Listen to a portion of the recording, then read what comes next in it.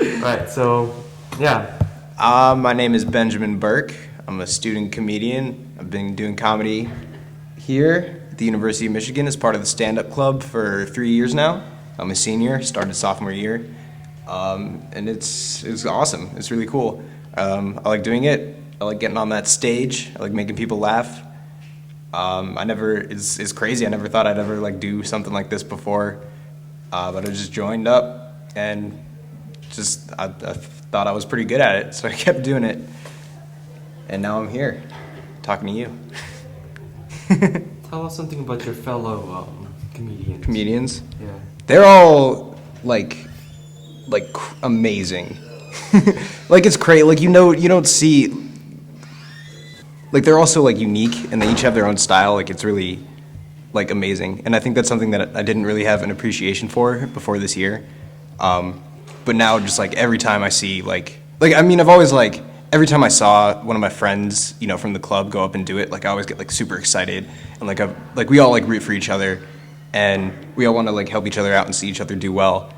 But like this year, just especially, I'm like, oh man, like that's such like a Walco joke, and like I'm always like, oh, like he's so good at this one thing, and like he's so good at it, and I just get really excited about like stuff like that. Like it's awesome. 50th anniversary of the club, having a horseshoe contest with my boyfriend, so something. I don't know. It just seems like some overweight 40-something divorcees in your basement type of face. Probably moms.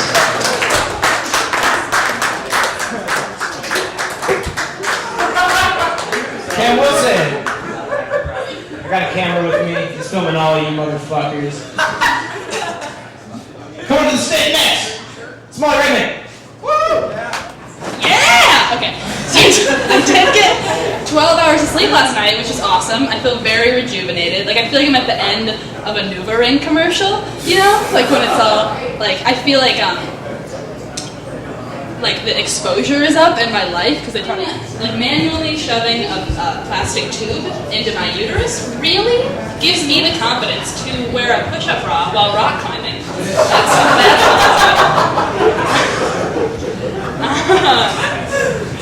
All right, so here's a little survey. Clap if you feel uncomfortable at the suggestion of audience participation. No? Okay.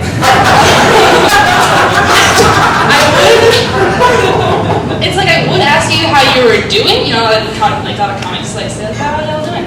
But I don't care. So, well, I would care if somebody was like dying or something. So, actually, no, I really wouldn't even then, because I was like, how y'all doing? And someone was like, I'm having a heart attack. I wouldn't, he would steal the show. I would care about my sad after heart attack guy. It would just be so overshadowed. So if you're having a heart attack, don't mention it. Just be respectful. Just keep it. But get your own. And so, but the problem is my apartment has a twin-size bed. Very small bed. And I like to have a full-size pillow on my bed, which means when my girlfriend spends the night, I have to make a choice between her and the pillow. So I created a pros and cons list of my girlfriend versus the pillow. So these are the pros. The pros for the pillow. The pillow is comfy. The pillow doesn't snore.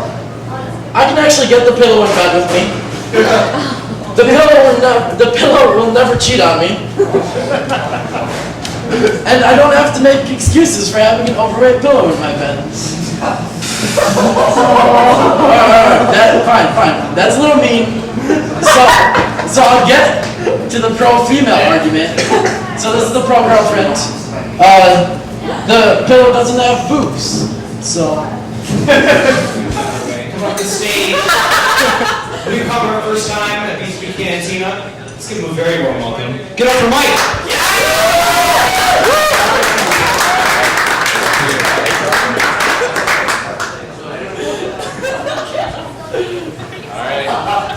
How are you guys doing tonight? Good? I'm going to start off this night with a little story. My friend Dan right here in the front row is so stupid.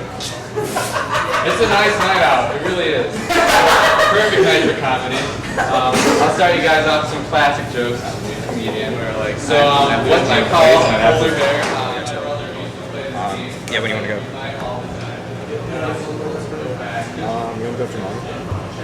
Two more. So it's Mike, then Cam, then Molly. This is Alex. Intense. Yeah, we got the behind the scenes footage, you know. Filming a lot of it. Okay, actually, I have James did. I have 1 minute silence. So it's 4.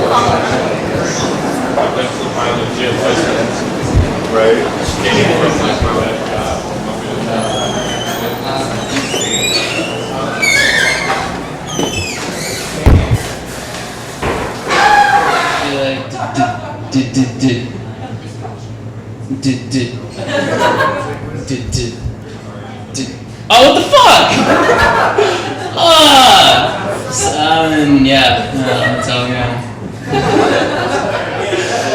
But yeah, I don't know, any computer programmers out in the crowd? Yeah, oh, hell yeah, alright. So you guys know, I'm gonna give you some perspective for the guys who do not know what AutoGrader is. AutoGrader is the type of person who has a cell phone, or has an iPhone, and there's a scratch on the case, and it's like, yeah, fuck this. I'm not using that.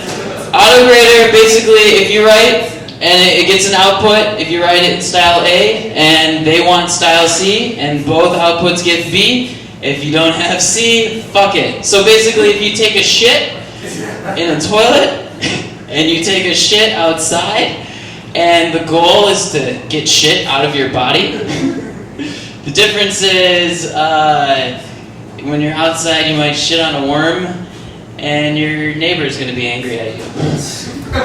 And you get an E. People say everything I've ever read. People say like the dick has a shape, a specific shape for a reason, and I thought the reason was just to fit in a vagina. I was like, no, Dan. The dick has a specific reason. It's to scoop out competitors' semen sperm.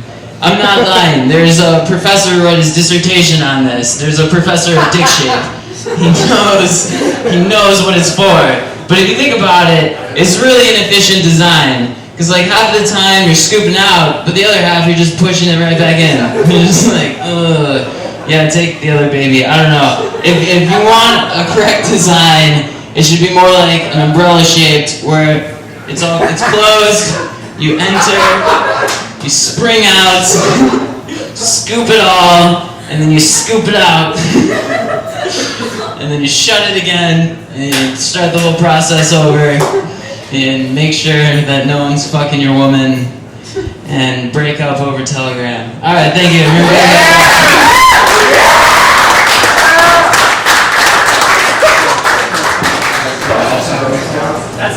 I like it. every morning. Why is this happening? Look into the look into it. Don't use this. Don't use this. To the tables in the back, please shut the fuck up. Come to the stage. Great time. Had a lot of laughs. Had a lot of yelling along the way. Got a camera guy. We got some dicks back there. It was so crazy, man. We do this every other Thursday, so we're not back. Get the fuck out of my face. We can be back in 2 weeks from now. All right, goodbye.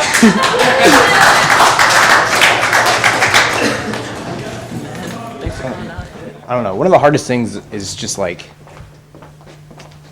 there's a balance between like writing original things and like having a idea come up in like conversation. Like if I talk to a friend and I'll say something really funny, like I never want to put like something like that on stage because I don't know. Like I don't want my friends like I don't like the feeling of like I'm talking to a friend and I say a joke and then I'm like, man, I'm so funny, and then I write it and put it on stage. Like I don't know, that just doesn't rub me right. Every time someone comes up with a joke that like I wish I had written, I'm like, oh fuck you, man. Or if and then if they tell it or something and you know I hear it a different way, I'm like, man, like I wish that joke was mine. I can tell it right. But it is whatever. I mean, I'm always. That's in here, you know. You don't let that out. You don't let people see that.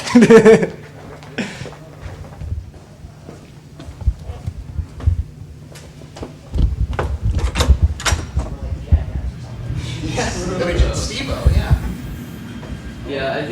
you have two parts, like two could be completely separate ideas, and you just gotta find like a way to mend them.